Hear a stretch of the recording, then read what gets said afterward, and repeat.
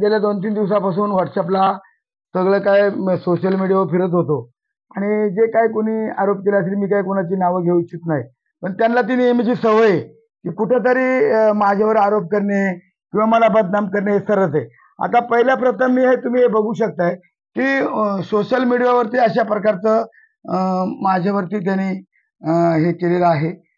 बदनामकारी का असं बुवा निवडणूक अगदी काही महिन्यावर येऊन ठेपलेला आहे. त्यानंतर हा दुसरा एक आहे बघा, म्हणजे आपण ते बघू शकताय, की ज्याप्रमाणे हे लोकांनी पण बघावं, वाचावं. लोकांनी पण ते वाचावं, अशा प्रकारचे माझं म्हणणं आहे. त्याप्रमाणे हा एक आहे का मी माझ्या नातींच्या वाढदिवसासाठी करतोय, बोलतोय. माझा कोणाला त्रास नाही ना. हा एक त्यांचं ते स्क्रीनशॉटवर फिरवतात. काय लिहिलंय यात? आदिवासींचे रक्त पिणाऱ्या अवलादींनो आहे एक मिनिट. तर हे जे आहे हे अशा प्रकारचं हे सगळं आहे. आणि मग हे इतकं म्हणजे आम्ही सहन करायचं. त्याच्यानंतर हे बघा, इतकं म्हणजे प्रत्येक गोष्टीला मर्यादा असावी. मी गेल्या 2 वर्षापासून हा माणूस कुणाकडून तरी खोटी घेऊन पैसे घेऊन माझी बदनामी करत असतोय. त्याच्यामुळे मला कुणाच्याबद्दल वाईट नाही बोलायचं. पण अशी अनेक माणसं आहेत समाजामध्ये, त्यांना बाजाराटासाठी कुठं खर्चीसाठी देवराम लांडे हा जुन्नर तालुक्याला सध्या चर्चेत आहे. आणि त्याच्यामुळे या लोकांनी कुणाचे तरी पैसे घ्यायचे आणि माझी बदनामी करायची. माझ्या नातीचा वाढदिवस हा कसा केला, काय केला, तो माझा प्रश्न वैयक्तिक आला. मी कधी कुणाच्या वैयक्तिक जीवनात जात नाही, कुणाच्या नातवंडावर, कुणाच्या पोराल्याकडून मी बोलत नाही. त्या लोकांना ती सवय लागून गेलेली.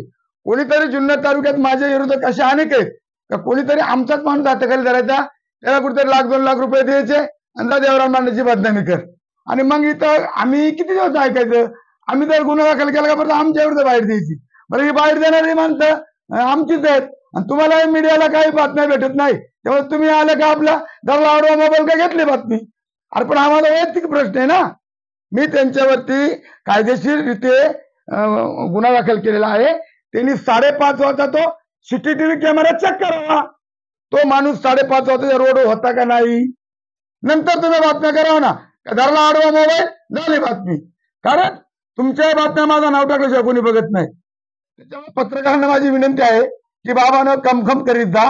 5:30 वाजता मी तिकडून वडोदरून लग्न येत होतो. मी त्याची 7-8-10 लग्न केली.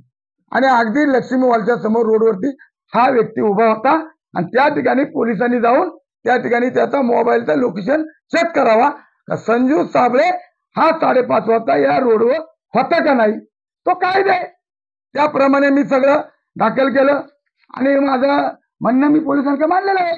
त्याला अटक झाली, त्याला जामीन झाला, तो त्यांचा प्रश्न आहे. जामीन कुणालाही होतो. शेवटी न्यायालयीन प्रक्रिया आहे. माझी गाडी फुल भरलेली होती. माझ्या गाडीमध्ये जी माणसं होती ती जबाबदार माणसं होती. ठीक आहे, अशी आलतू फालतू माणसं नव्हती. माझ्या गाडीमध्ये नेहमीच जबाबदार माणसं असतात. तुमच्या समोर मोबाईलवर बोलणारे, टीका करणारे कमी असतात. मी लोकनेते. एखाद्या वेळेला 1,00,000 लोकांची गर्दी माझ्या नातीच्या वाढदिवसाला झाल्यामुळं त्या लोकांना वाटलं असेल का देवराम लांडेची लोकप्रियता वाढली, मग कोणाला तरी ₹2,00,000 सुपारी द्या आणि देवराम लांडेला बदनाम करा. कोणी कोणत्या पक्षात जावा, कुठे जावा, तो प्रत्येकाचा प्रश्न आहे. सगळेच जण अलीकडे पक्ष बदलतात. पक्षावर मला बोलायचं नाही, कुणावर मला टीका करायची नाही. आणि ज्यांनी माझी टीका केली त्यांना माझी सलाम आहे का तुम्ही असं आडव्या मोबाईलला बाहेर देऊन मी बदनाम होणार आहे का. मी हे एकही माझ्याबरोबर नव्हते. संजू साबळे हा माझा फॉर्म भरायला होता, तुम्ही मानले. पण नंतर संजू साबळेला पाकिट आला, तो कुठेही गेला, ही त्याचा विषय. ही पाकिटवरची मंडळी आहे. तुम्ही त्यांना पाकिट दिलं होतं? माझं काहीच पण नाही. मला निवडणुकीच्या वेळी संजय भाऊ मला लोकांनी वर्गण्या दिल्या होत्या. कालचा तुझा माझा कार्यक्रम. संजय साबळे पाकिट घेऊन काम करतात, मग तुमचं काम केलं, तुम्ही पाकिट दिलं होतं? मी कोणालाही पाकिट दिलं नाही. मला पाकिट द्या पडतं. मला लोकांची वर्गण्या आलत्या.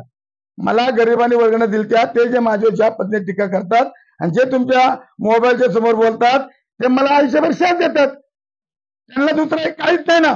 माझ्यावर टीका केल्याशिवाय त्यांना जेवण गोड लागत नाही, त्यांचाही जिरत नाही. त्याच्यामुळे मी त्यांच्यावर बोलणं इतका मोठा नाही.